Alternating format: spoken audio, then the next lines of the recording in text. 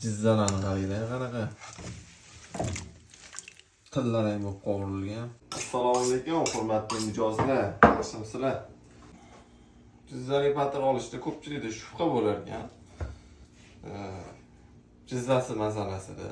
Men sizlarga shuni oydinlik kiritib ketay.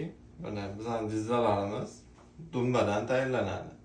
Bu yoki molli ichki yog'lari yoki bo'lmasa qo'y charvasidan emas, haqiqiy mana qo'y dumbasidan o'zimiz eritib qilamiz. Ishonchli, bemalol. Endi baribir ko'z bilan ko'rganga odamlar ishonadi. Shuning uchun shu videoni chiqolmay. Nima demoqchiman?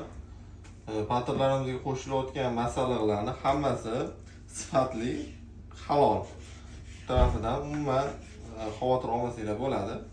Xohlasa eng yaxshi sifatli narsalarni ishlatamiz. Salomat bo'linglar, charchab qolmanglar. Jizzalarni qaranglar, qanaqa